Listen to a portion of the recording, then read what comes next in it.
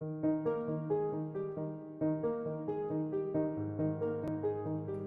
I'm Susan Noyes, the founder of Make It Better and the very proud partner with William Blair and Forefront to be able to welcome you to our first ever Family Foundation seminar and have the distinct pleasure of introducing friends and extraordinary philanthropists in the city, the Coolidges. Yay! Dave can hardly speak.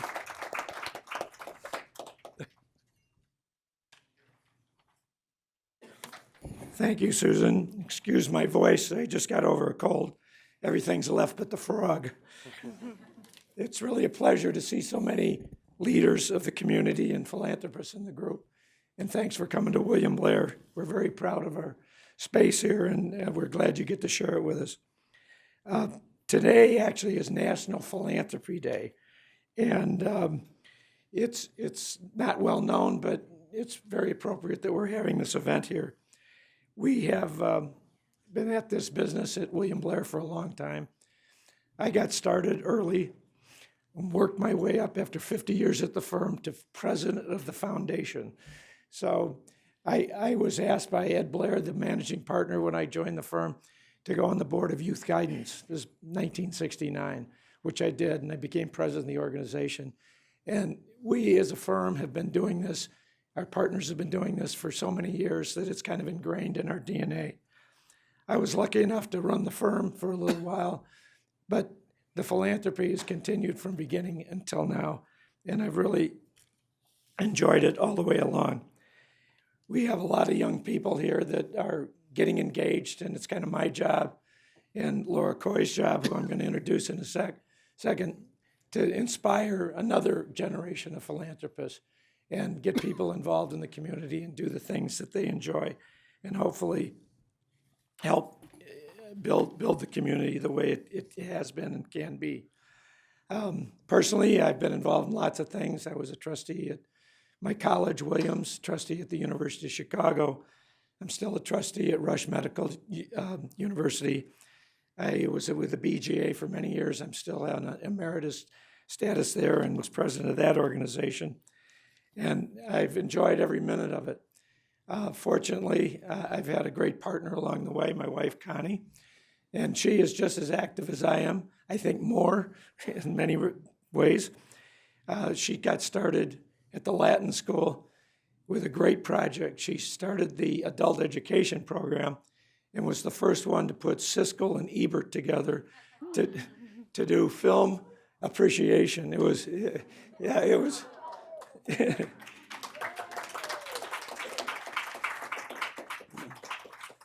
1975, she joined the Women's Board of the Rehabilitation Institute, now the Shirley Ryan Ability Lab. She was president of the Women's Board, vice chair of the Board of Directors, and co-chair of the Foundation Board. She's also an executive committee member of the Women's Board of the University of Chicago and the Women's Board of the Art Institute. So we've been busy, but it's been very fun and it's been very rewarding. And as I said, what we're really trying to do here is inspire the next generation to keep doing this because it's so important for our community, and we hope that we can just keep at it as long as possible. Now I want to introduce you to my boss, Laura Coy, who's head of our philanthropy effort. Take it over, Laura. Well, thank you all for being here. I don't know if Connie knows this, but she now shares her birthday with National Philanthropy Day because it's Connie's birthday tonight too. So happy birthday. I think that's indicative of just a big commitment to this city, to philanthropy, to what it means to invest in our communities. This work is not easy work, and that's why we're here tonight. I applaud all of you for participating with us tonight. I'm going to ask Susan to come back up and give a few remarks, and then we're going to head into a panel discussion. So on that notion of of doing good with what you're good at doing, we all innately have talents and skills and resources to invest in our community. And tonight we're going to hear from amazing individuals who have dedicated their time and resources both on the philanthropy and on the nonprofit side to make our culture and our community stronger. So I'm really excited about that. Afterwards, we're going to have a keynote address by Phil Buchanan, who is the president for the Center of Effective Philanthropy. So hold on tight. He's got some great perspectives to share as well. So Susan, do you want to come back up?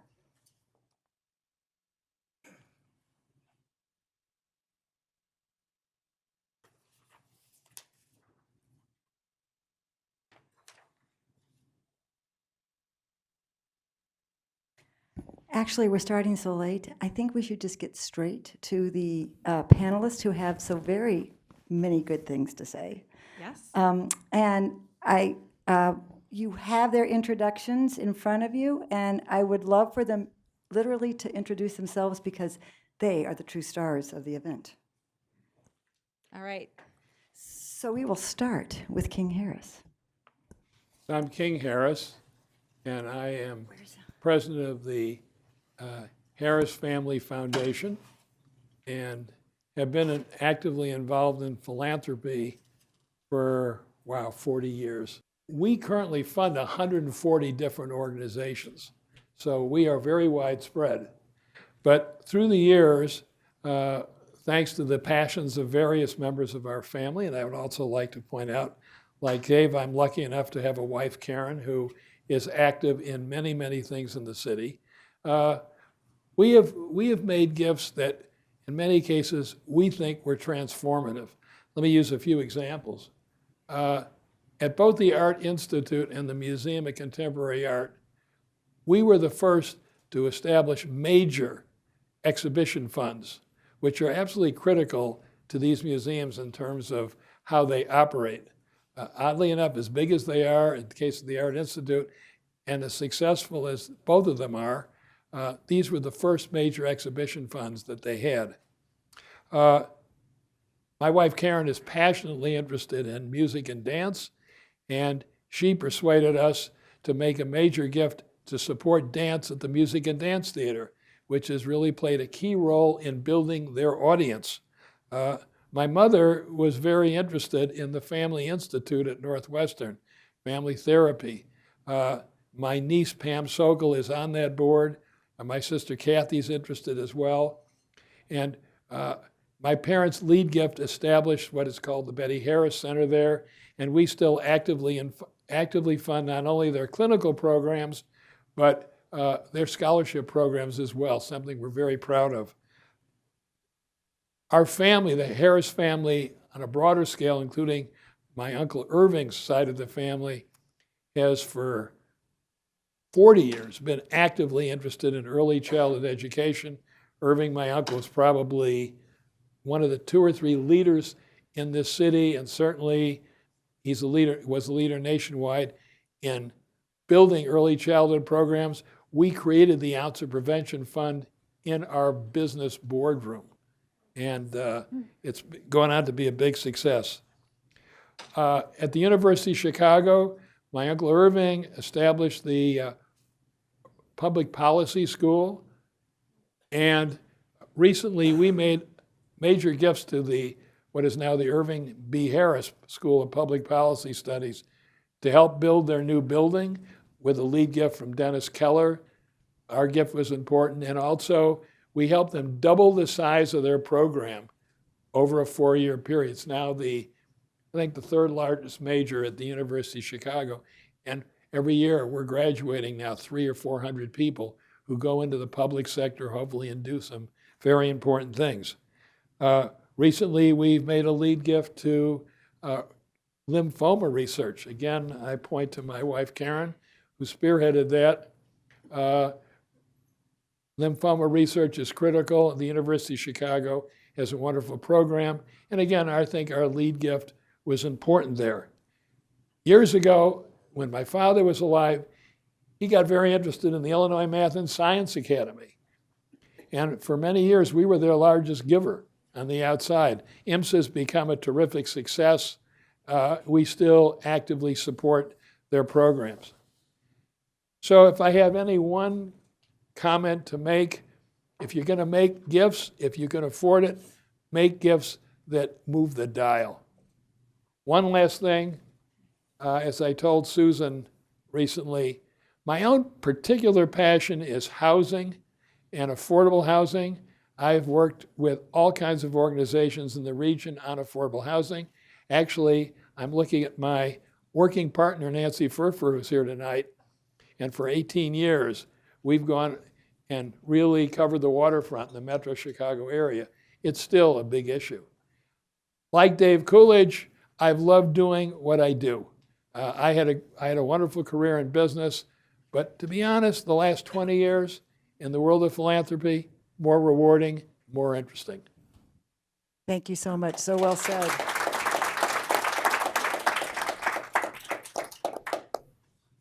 I really like starting with King, who covered such a broad swath and gave us the advice of, if you're going to do one thing, do it with impact. And this is a perfect segue into your story. So could you please tell us your journey into philanthropy, and particularly Random Acts of Flowers? Absolutely. Thank you for the opportunity to be here. My name is Larsen J. I'm the founder and CEO of Random Acts of Flowers. And we are essentially a food bank for flowers with a focus on emotional and mental health. So we take flowers that would otherwise be thrown in the dumpster every single day, from a wedding, from a funeral, even from these special events, just like here tonight. And we take those flowers, we bring them to a central facility, we break them all down, we recycle and compost and reuse every part and piece and build those into a brand new bouquet. And then we take those to patients in hospitals, nursing homes, and hospice care centers, VA hospitals, and a number of different community health foundations. And we find people who need an emotional boost. So the goal of the organization is to connect with somebody on an emotional and mental health level that ultimately may improve their physical health as well. And the way I got into it, I know virtually nothing about flowers. Ironically enough, ever after 10 years, I'm a former film and television producer that had a near-fatal accident 11 years ago. In a simple DIY project, was fixing a roof on a workshop I owned, and I had a ladder collapse out from underneath me. I fell about a story and a half face down onto concrete, broke my left arm, left wrist, right elbow, right femur, nose, and 10 skull fractures. I didn't get any better looking when they put me back together, but I'm alive and I'm here with you, and I'm here and got a second chance on a life well lived. Ultimately, when I was in the hospital, I got overwhelmed with support, and that came in the way of flowers. And I'd never been given flowers before. Most guys have never been given flowers in their whole life. And day after day, as I was putting my life back together, and I was trying to figure out what the new normal was going to be, and really reflecting on the opportunity to do something else or to do something better, flowers kept arriving, and it really supported me. And by the end of the first week, when I got stir crazy and left my room for the first time, I saw how many people on that level 1 trauma floor had no flowers, no plants, no visitors, and really lifeless rooms. And I had this jungle of joy and happiness that transformed my space. And so we simply went back. I asked to go back and load up the flowers and started making deliveries. It was just the right thing to do. I didn't ask permission or follow protocol. I just knew what I wanted to do, and we loaded up the wheelchair and started making deliveries. And the profound effect it had to have a complete stranger walk, well, in my case, roll in the door and connect with somebody that was in a really, really vulnerable state. Not to ask anything about them, not to find out more about what their issue was, but to simply say, I hope you have a better day, keep smiling, and offer them a big, beautiful bouquet of flowers, which transcends and cuts through all races, religions, income levels, disabilities, language barriers. The giving of flowers is so universal. And to be able to connect with somebody and give them that sort of moment of hope and just say, I care about you, was really, really profound. And during my recovery, I kept thinking about those interactions I had with those first few patients and the reactions we got from them in a really vulnerable opportunity. And I kept thinking, okay, somebody's doing this. Now, my wife and I, Adrian, are philanthropic. We're involved. We're in boards. I'm happy. I live in Knoxville, Tennessee, but I'm fortunate and privileged and thrilled to have married the youngest of the McLean families. Many of you know Barry and Mary Ann McLean here in Chicago, and I'm married to Adrian, and we live in Tennessee. And so we were involved in philanthropy, and we know what philanthropy looks like, and we're engaged. But to do that on a one-on-one and a direct connection impact moment was really profound. And so during my recovery, as a way to channel a lot of frustrations with surgeries and recovery, but also a way to sort of figure out what was I going to do with this. We looked for an organization that was doing this. I figured this is a no-brainer. Somebody must be doing this with all the flowers thrown away every day. And nobody was doing it locally. Nobody was doing it nationally or internationally. And so, I sketched out a half decent logo and a clever name and a couple of ideas. And a year to the date of my accident, we said, let's go see if we can nudge the world. It started as a part-time passion, and eventually we sold our business, abandoned our careers, and said, let's go see if we can do something with this. We are never going to cure cancer or build a building or change homelessness, but we're going to change somebody's life over and over and over again and nudge the world in a really unique way. And it starts with compassion and kindness, and it ends up with a big bouquet of flowers, which I hope everybody loves. So that's my story. Bravo, bravo. Thank you. So our next panelist is more of a nuts and bolts. So you think that you want to really have a family foundation? The right person to talk to would be David Handler, who is a true expert at Kirkland and Ellis. So he's going to speak a little bit about that. Sure. Hi, thank you for having me here. So I see things from a different perspective. First of all, I'm a partner at Kirkland and Ellis. I had the trust and estates practice based here in Chicago. I'm also on the Kirkland Ellis Foundation board and serve on several advisory boards of other organizations, helping them with their planned giving programs, WTTW, the Goodman Theater, and a few others. And I started in this area maybe a little bit out of guilt. So, my day job was helping people transfer wealth and transfer businesses. And then, well, wait a minute, there's the rest of the world, the other 99.9%. And so actually it started with a pro bono project of setting up a public charity for an organization that wanted to get started, and just dug in at the beginning. And how do we do this? Where do we get started? What do we have to do to comply with state and federal regulations, IRS? Advising them on a go-forward basis. It's one thing to be set up and incorporated and have exempt status, another thing to actually run the organization and not run afoul of rules. And then it turns out there's a big intersection between estate planning and charitable planning. The vast majority of my clients are very charitable, and it fits into their planning on a daily basis. The day doesn't go by that I don't get a question about a charitable gift, a donation, something with someone's foundation. Can we do X? Can we do Y? So it's a daily occurrence in my practice. And I'll get those calls all the time out of the blue from a client. So we want to set up a family foundation. And my first question is, what got that bug in your ear? Why do you think you want a family foundation? Because in many cases, they really don't need a family foundation. Just they heard their friends have one, or they heard that they're about these foundations, and we should have one. And so it starts with that, and we start digging into what are you trying to do? What are you trying to accomplish?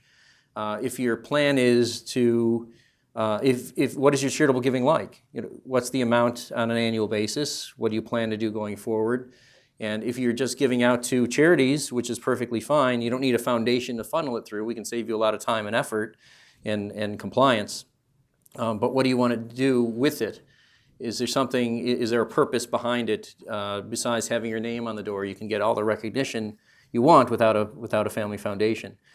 And but so getting behind that, what's the purpose? And a lot of people I hear, they say, well, I want to pull the family together. This is a way to bring them around the table and work together on something. They may have their own jobs and families and careers and maybe spread around the country, and this is something they can do together.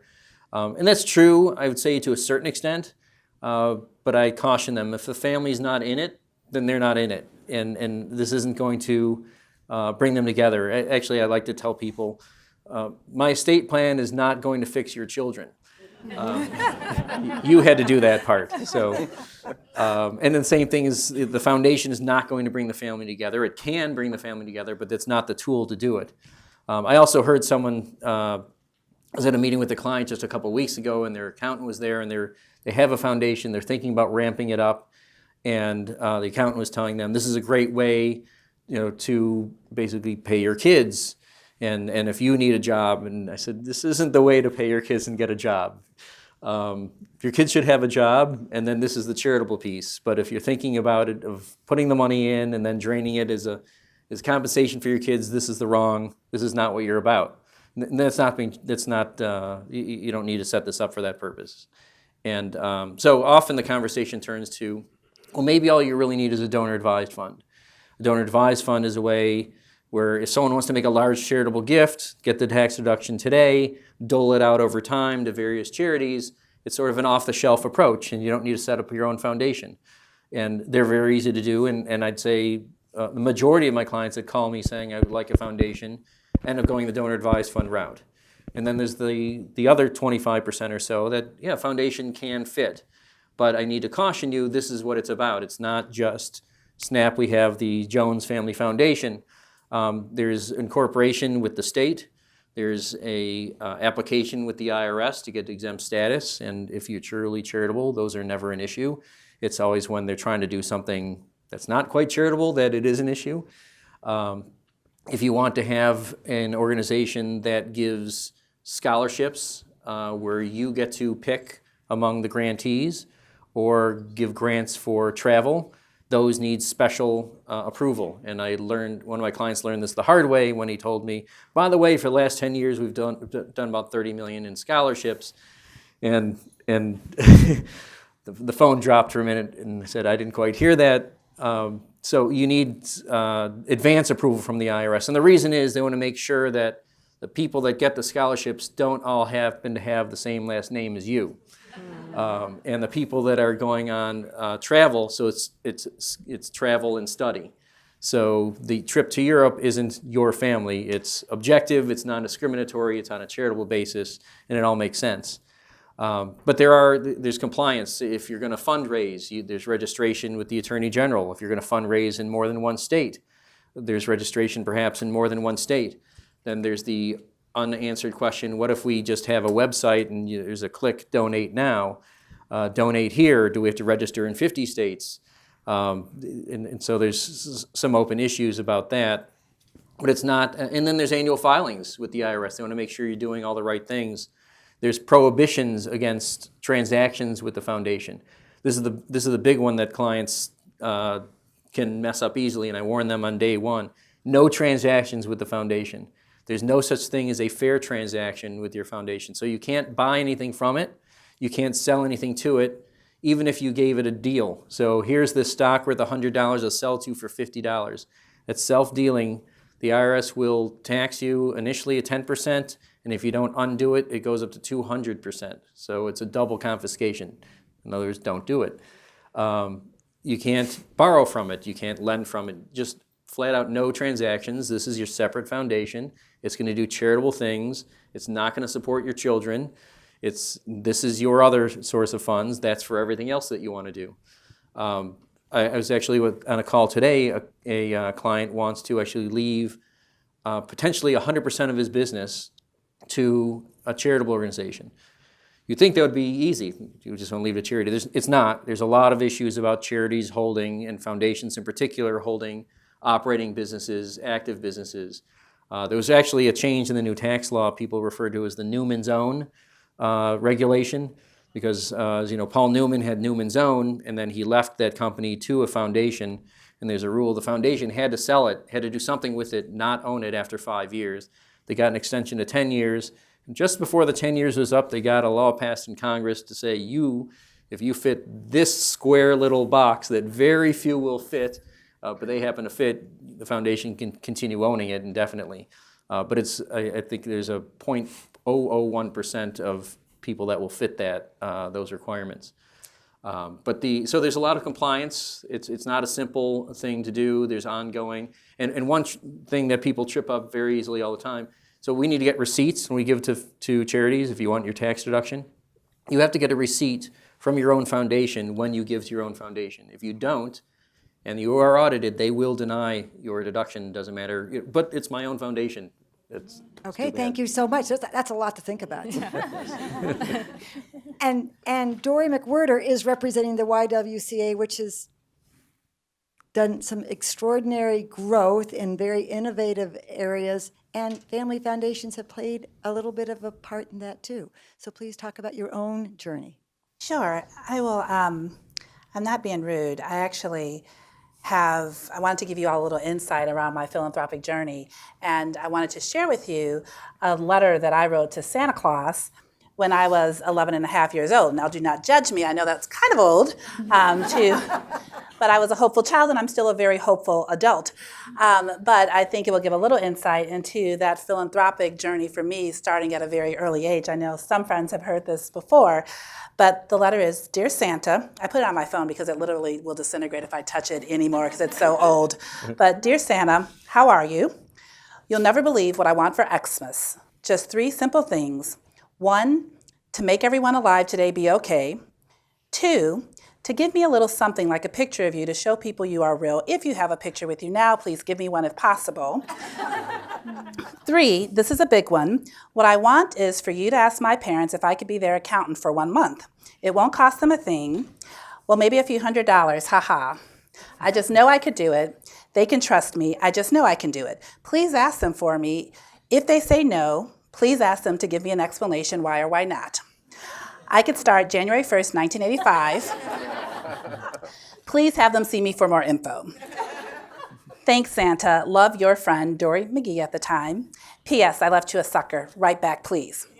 So I say that because as we talk about my philanthropic journey, Santa delivered. I actually, prior to joining the YWCA, I was a partner at a public accounting firm.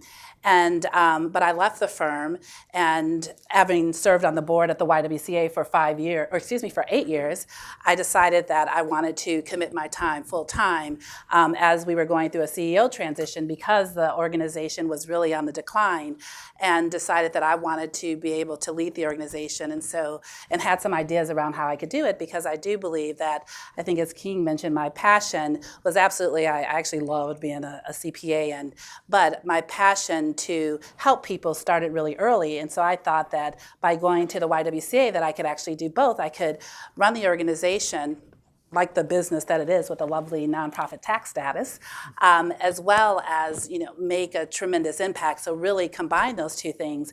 And what that's looked like, I think now we call it venture philanthropy. We've given it different names, but to me it's how do I do the most good and create the most impact in the most efficient way possible by getting the resources we need to do the work. And so philanthropy is clearly a huge part of that. And so my goal is to be very, very creative relative to using my business background and understanding how we create new sources or new resources for the work. So the latest thing that we did in August is that we developed an exchange-traded fund for women's empowerment on a New York Stock Exchange. And the registered investment advisor actually gives us back the fees for the fund. And so my goal is to figure out how many different ways that we can get donations, but leverage it in ways that, or create different ways that people probably just hadn't thought about could be the resource for us. And so what we're doing and continue to do is create partnerships and think about I call it philanthropic capital as part of our capital stack. But really think about how we can do different things. We're talking to, actually Kirkland is helping us as well. We're talking about and doing employee-owned trust for our child care center. So just really, because if our mission is to eliminate racism and empower women, we need to do that through every means possible. And philanthropy is clearly such a great tool for us to do creative and innovative type of investments to really extend our impact and accelerate our impact. We've been here for 140 years at the YWCA, and I really would like to see us create significant change faster so that hopefully I won't need to do this same work anymore. But until then, we just continue to figure out where we can connect the dots and create really interesting, what I would consider philanthropic channels to provide the resources to do our work and serve the 200,000 women and families that we do across the Chicagoland area every day.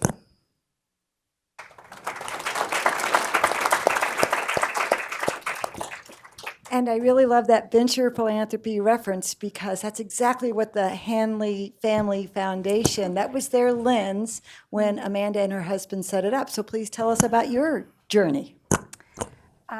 Thank you, Susan. It's an honor to be here. I think my journey into philanthropy started in a more sneaky way. It might have been when I was a child and I was picking vegetables out of our backyard garden, or storing old newspapers for recycling collections at my church, or camping at beautiful natural parks, all across the country, or having some just really amazing humanitarian role models in my family. It wasn't until college, that it became a little bit more clear. I took an ecology class that inspired me to take an environmental internship, and that led to my future career after graduating as an environmental consultant. And I got married.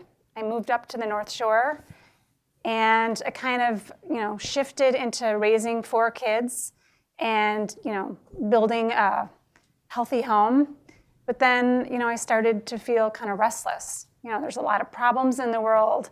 I didn't want to, live in a bubble, and I just really started asking myself, how am I going to make a difference? What is my purpose? And that came more clear to me in 2006 when I saw the film An Inconvenient Truth. Learning more about the dangers of global warming, frankly, terrified me. I just, what kind of world are we leaving for our kids? It really got me to re-engage, and I got involved with some environmental groups and some different climate projects. And in 1997, my husband created a family foundation. And at that point, it was more for scholarships and education. But I realized that I had a role to play with the foundation too. So we expanded our mission to address climate solutions.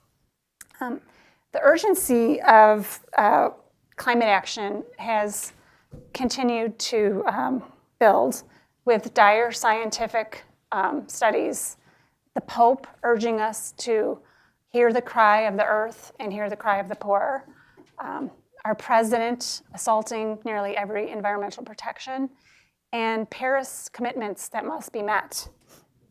It has, in response to that, it has made my husband and I really ramp up our funding, and we have kind of merged our interest. Now our foundation's focus areas, which are education, environment, and empowerment, are all kind of overlapped with each other.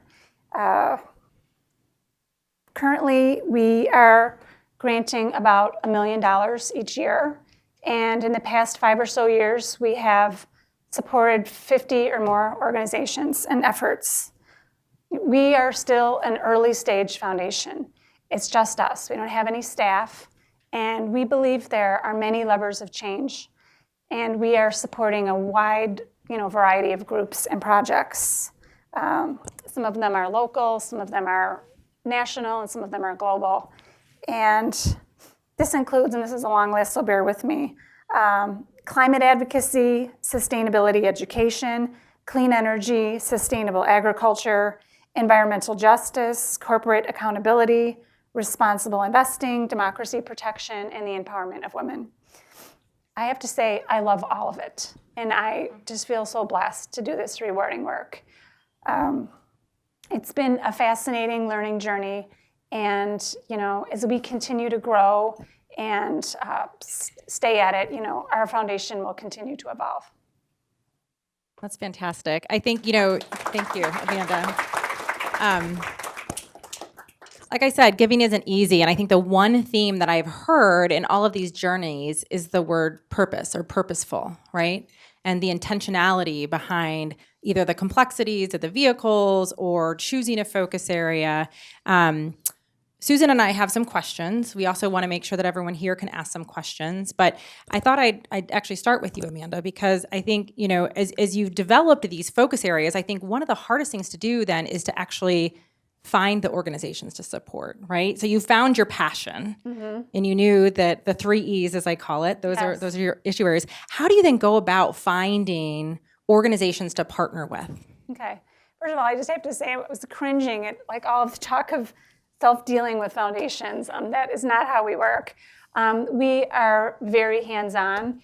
I think it's so important to learn about the issues and to build relationships and connections. I have joined many different organizations and coalitions and funder networks.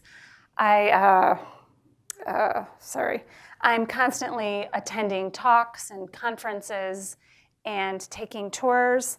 It's really helped me to hear from leading experts and change makers, and most importantly, people that are on the front lines. I also have had some incredible mentors and a great foundation advisor. So all of these things have really helped us identify needs and gaps and savvy organizations and initiatives and partners, and yeah, so that's kind of how we find Really got things. involved. Yes. Yep. Larsen, your story is so inspirational. I think I'm going to go with alliteration tonight. We're going to turn, problems into possibility. As you think about the future of Random Acts of Flowers, like what would good look like for you? Kind of what's on that horizon? What's after that bouquet? If I had to dream big, I'd have a Random Acts of Flowers in every city across the country, and if not the globe, and inspire people in all walks of life and all places to take flowers and use them to boost the emotional health of people all over the world. It's, dreaming big is one thing, but what we have created is half luck, half design, and it's this sort of perfect little spot where the floral industry loves us because we compliment them, we don't compete against them, we value that the giving of flowers has meaning and purpose, we're using something that they put their heart and soul into and would otherwise end up in a dumpster, and so they love us. The healthcare industry absolutely embraces us because we're connecting with people on a different level than medicine or doctors or tests or pills or anything else that really can drive a person's, the emotional state can drive the physical state. And then we don't really compete with other organizations except for with funding, which is what everybody competes with, but we're not another education or kidney organization or this or that or the other. We're very unique and very focused. And so there's the dream big moment of we have this great little thing and we know how to replicate it time and time again. And one of the things I spend a lot of time on with our team is discussing impact. We are now in 4 different states. We're in Chicago, Illinois, Indianapolis, Indiana, where we started in Knoxville, Tennessee, and Tampa Bay, Florida. We've been as large as 6 branches. We're at 4. We've learned a lot. We've taken a lot of hard knocks. But I talk to our team and I say, look, our impact is we're quickly approaching our 400,000th delivery. We've done. This year we will do almost 100,000 alone, so our growth curve is like a giant ski slope, and it's exciting and terrifying all at the same time. But I try to remind our team that regardless of where we are, regardless of how many deliveries we've made, the gentleman that I went to see the other day at the VA hospital who has no one visiting him, he doesn't know anything about the other 370,000 deliveries we've ever made. He doesn't know anything about our 10-year journey. He doesn't know where the flowers come from. He doesn't care about any of the stuff, all the struggles we have logistically, financially, all the hard knocks we've ever taken. He doesn't care. He doesn't know, and he doesn't need to know. What he knows is that moment. And so to us, it may seem normal and ordinary. It may be my dream to do this time and time again and have 10 million people a year get bouquets. But for him, it's one. It's the power of one bouquet, one moment, one interaction, one connection on a human level. And that is as important as ever. So when we hear volunteers go, oh, I don't need any more roses, it's Valentine's Day, and they're like going crazy, it doesn't matter. He hasn't ever had roses before. And so I spend a good majority of my time, both as the founder and CEO, is to say, stay focused. Stay focused. It's also my biggest challenge because our program is so simple. It's fairly affordable, and it's not going to build a building or solve world hunger or any of those things. And so I try to keep everybody understanding that power of one and that impact moment so we don't get distracted. And mission creep is huge for us. Everybody, every 6 months, somebody shows up and says, God, I'd love for you to give balloons to kids or headscarves to cancer patients or candy to old people or whatever. You know, they always come up with something to add to what we do. And I try to remind them this is the most important thing. And when you do that delivery and we have that bookend and we know we've finished, then we replicate it and we go down the hall and the next one is just as important as the last 400,000 and stay focused because we found a little magic nugget. And so I spend a lot of time saying stay right there. And then replicate it to the next person, because the ripple effect of what we do is profound. We know for every delivery we make, we have an impact of 8 or 10 people. It might be the doctor, it might be the nurse, it might be the janitor, it might be the person, the friend, the family member. So stay focused, stay here, keep on the impact. It's a big challenge, but it's also a really big opportunity. And so that's my dream every day is how do I source more flowers? How do I have more resources to keep the lights on and the gas in the van? And how do I get more volunteers to show up? And how do there's plenty of people to serve. How do we make that connection? Very smart. King, you gave some really good advice to move the dial. I'm curious, with the type of investments you made, what does good look like from your perspective, from being the investor when you move the dial? What is a good outcome? What does good look like? Well, I think it's important to, if you're going to make a major gift, to have a very clear idea of what the outcome is supposed to be. I mentioned doubling the size of the program at the University of Chicago School for Public Policy Studies. There was very clear.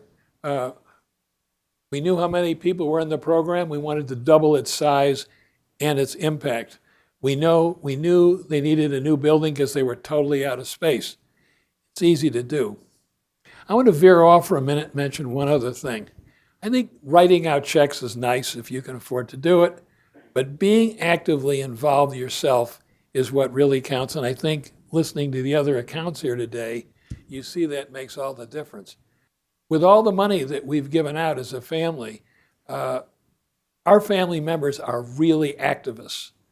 Speaking for myself, over the last 19 years, I've spent half my time working on just one thing, affordable housing.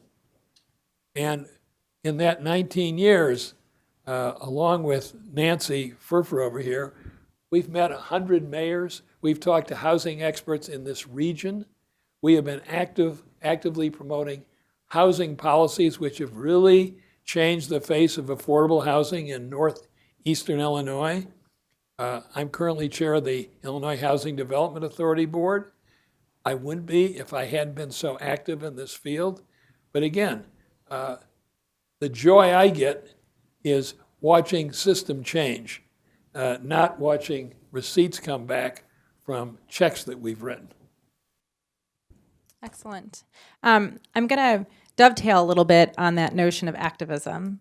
A lot of times I think people view the assets in their foundations or donor advised funds or in their wallets as something that they use to invest in. Amanda, we talked a little bit about how you've utilized the assets in your foundation, not as donations, but as a means to influence philanthropy or change in a different way. Could you talk a little bit about? Do you mean investing with your values? Yes. Okay. So one of the big initiatives that we have been involved with for years is the divest, invest issue with fossil fuels.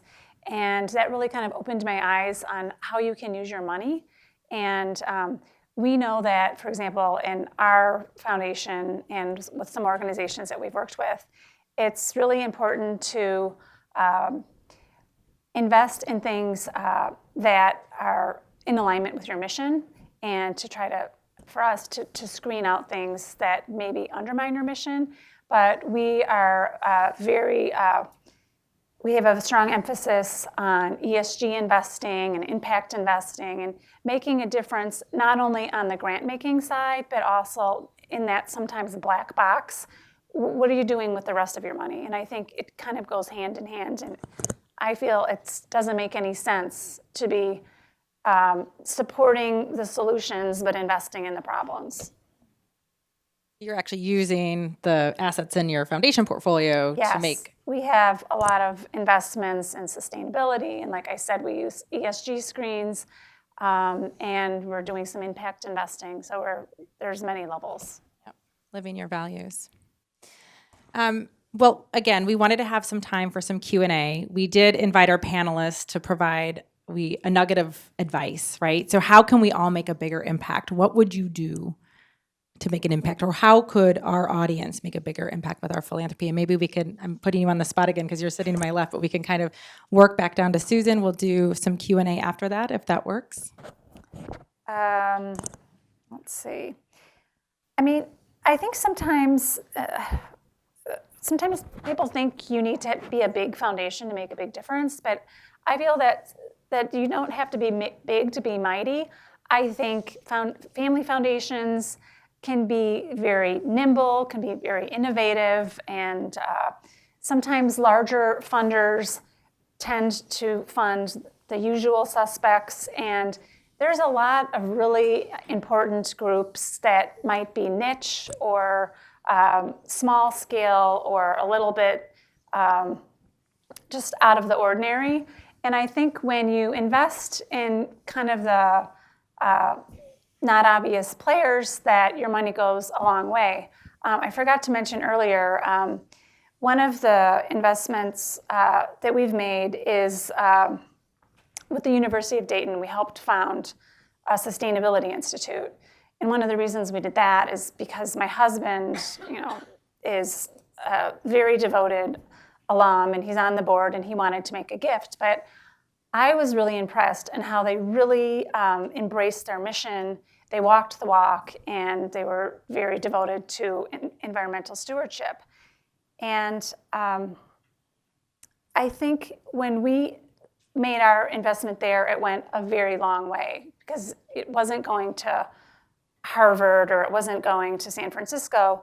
But since we started our Sustainability Institute there, they have made tremendous progress. They are now the greenest university in the Midwest and the 18th greenest university in the country. So I'm pretty excited to see that. And as he was saying earlier, it's good to have some good benchmarks, and they made that one pretty quickly. I would say, actually we'll steal this from one of my great friends who has been a big supporter of the YWCA, but operates a family foundation. And as I'll actually quote two different friends, but when one friend said that sometimes you need to give people a fish, sometimes you need to teach people how to fish, and sometimes you need to change the fishing industry.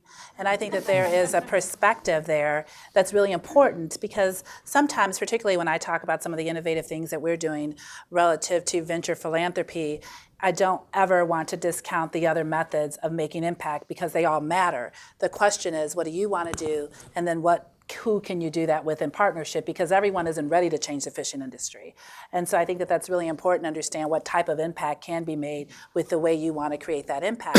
The other thing that a different friend said to me, she said, Dorri, first of all, I hang around a lot of wise women, I'm noticing that now, but she said that, Dorri, there will be no equality without equity.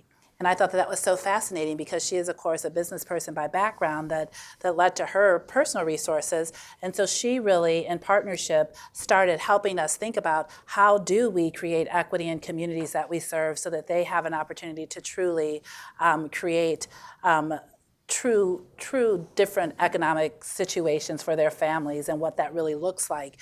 And so we started looking at our own organization and figuring out what other models are there. So when we looked at our childcare model and what we could do there, we were like, well, we need to create a model where our childcare educators can also participate, and what does that look like?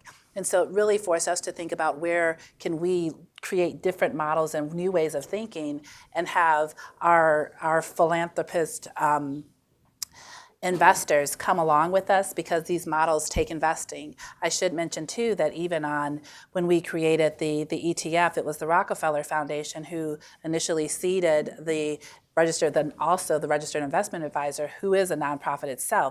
So I think it's very important to, one, figure out what is the way you want to make impact and who you want to make that impact with, because it varies. I don't think that there's one good or bad way. I just think that understanding what the spectrum could be is really important, and then choosing the right partners to execute that with, because I do think that sometimes people want to change the fishing industry with partners who really only know how to give fish, right? And vice versa.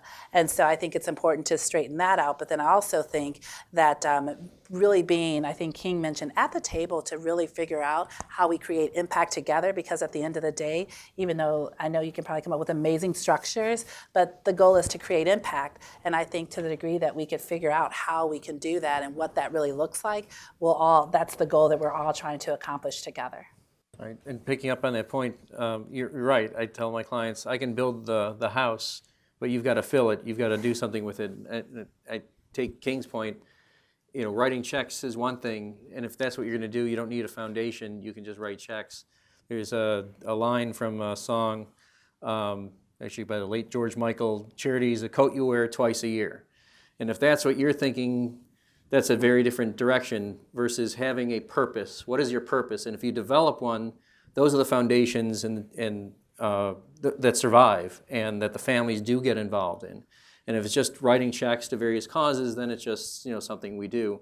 But getting behind a cause, the ones that we're hearing here, I mean, you hear where the passion is, and those are the drivers, and then these things flourish and make an impact. The other thing I try to tell my clients, to your point, they don't have to be big checks.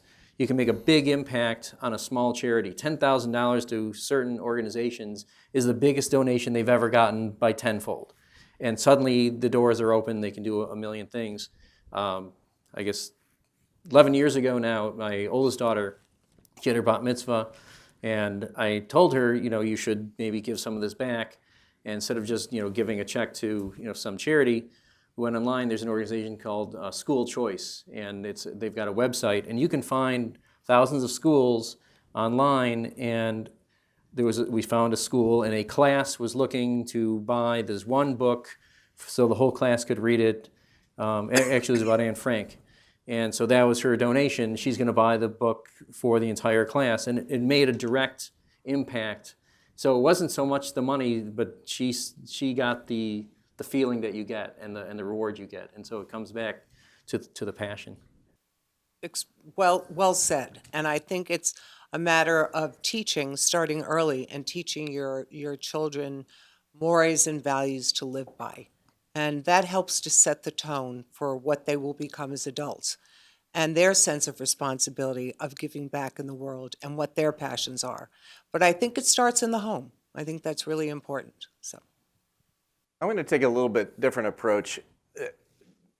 This is only from my perspective and as somebody who's in the trenches every day with my impact and my purpose in our organization. But my recommendation to anybody thinking about what to do and how to make an impact is to think of impact in two ways: security and strategy. There are so many organizations like ours that when we are financially secure, we think strategically, okay? When we are not financially secure, our heads explode and we lose focus and we throw everything against the wall and we essentially revert to the thing that we hate the most, which is we become professional beggars. To you, this audience. And we didn't get into doing this. I didn't create Random Acts of Flowers to be a fundraising organization. I didn't create Random Acts of Flowers to be a professional beggar. I created Random Acts of Flowers so I could impact that person's life and the next person's life and the next person's life in as many cities as I could over and over and over again. But if you want to make a huge impact, find an organization. If you want one, I'll be happy to introduce you to one. But find an organization that is financially not secure and not thinking strategically. And then dig in deep and say, how can I give you the breathing room to think about your impact? Because if you're only thinking to the next gala and then you're broke again, if you're only thinking to the next time where we come, begging, please fund this one thing so we can survive a few more months, something like 95% of all nonprofits have less than 3 months of operating capital in the bank on any given time. And that's why a lot of them fail, because we don't have the room to breathe and think strategically. Dig into one, figure out what their dreams are, Give them the breathing room to think strategically and get out of the mode of just galas and professional begging. Go from party to purpose and dig in fast and hard and say, I think I believe in your work. How are we going to make an impact together, and how are we going to do it where you don't have to do this endless cycle over and over and over again? I think that would make a huge impact. And if you just picked one organization and dug in deep, boy, you could do amazing things. So that would be my advice. You still need the money. You ought to think also about helping that organization raise money. This isn't a question of being begging, but if you want to put an organization on sound financial footing, you have to have a plan. You have to have goals and objectives, but you have to have a financial plan. And you may be the person most necessary to go out and ask other people to give money. I want to agree completely with a comment made earlier about giving to small organizations. I was on the Community Trust Board for 10 years. Of all the things that the trust did, and they give to like 400 organizations, the one program that really caught my attention is one they called Smart Growth. So what'd they do? They set aside $1 million a year, and they funded 30 organizations, beginning small arts organizations. They picked them, and they committed to work with them for 3 years and teach them how to organize, how to raise money, how to strategically plan, how to improve their operations. It's really a remarkable program. I think they're in their third cohort now, so maybe 90 organizations in this metro area have benefited from it, but all started small, and these gifts were $15,000 to $25,000, a couple of them $30,000, but not big giant gifts. But a lot of them started from nothing and today are successful. So yes, you can make an impact with a modest amount of money. So I'd like to open up the questions to the rest of the audience. Does anyone have any additional questions? On the foundation side, some insight into organizations that actually seek out the funding when it comes to unsolicited proposals, and specifically to the foundation managers and directors. How do you weed through all the requests, and when do you decide to open the mail versus doing your own investigatory work? We don't really take any unsolicited proposals, so our work is more relationship based. So you need to know somebody in your foundation to get in. So would that be the standard industry approach to when it says unsolicited proposals, you guys don't really want to see That's not unsolicited proposals? If you check if you're interested in getting a foundation to support whatever you're interested in, see if they have a website or they have guidelines. Mm-hmm. We always look at that. If you came to us, and I said we support over 140 organizations, that's nice, but they're all organizations in priority areas of ours. Mm-hmm. You come to us with something that's out of the blue, chances are that's very nice and good luck to you, we're not interested. I also believe we were talking earlier about supporting environmental organizations. When you concentrate your giving in an area like that, you can end up partnering with a lot of very valuable organizations and maybe get them to work together. I know in the case of my uncle Irving Harris, he made an art of this in early childhood education. He went across the country to find organizations interested in early childhood when no one was. And out of that came the Erickson Institute, the Ounce of Prevention Fund, 0 to 3, the entire Yale School. Yale has a whole faculty that works in the early childhood area. So find out what they're really interested in, and then you have a chance. Other questions? Dorri with the Y. I know because we've partnered together and you've had incredible growth, really large growth, and then you turn around and do such great things with the growth you've had. What do you attribute to that growth? Is it really the mission, the message? Is it relationships? What would be the number one factor with why the YWCA has grown so much the past few years? Sure. And so what Jim's speaking of is that when I mentioned I had come into the organization when it was on a decline, and we've grown from about $10 million in our operating budget to about over $20 million in the last 5 years. And that has been all of that. From a growth perspective, it's been interesting because we've been able to engage differently with our funders so that they can really understand what we're trying to do. And quite honestly, people want to invest and get excited about programs that they do see are making an impact. And so it's been a lot of work to really rebuild those relationships, have people more deeply understand, and really also be, I think, a little more creative around how we have approached these issues. So if we talk about economic empowerment, what does that look like? If we talk about early childhood education, what does that look like? So for example, we started a program to provide free child care services to veterans, specifically that were seeking healthcare appointments and things like that. So just really being targeted in what our programs are trying to accomplish and who we are speaking to about those programs have really allowed us to expand our opportunities and continue to grow. And it's interesting because the more we grow, it kind of struggles because some funders are, well, you guys are getting too big. And I'm like, well, as long as we're having eliminated racism, empowered all women, I don't know how big we can get. And so it's really been interesting, though, to navigate, because while we have absolutely been able to grow to create more impact, I just don't know what the right size is as long as there's still a need. And so it's been fascinating to now navigate sort of this next wave after sort of having got our feet steady so that we can actually be strategic and thoughtful now that we're not in crisis mode. But the question becomes then, is that appealing to folks or not? We'll find out. Okay, thank you so much. Yes, please join us in thanking our panel.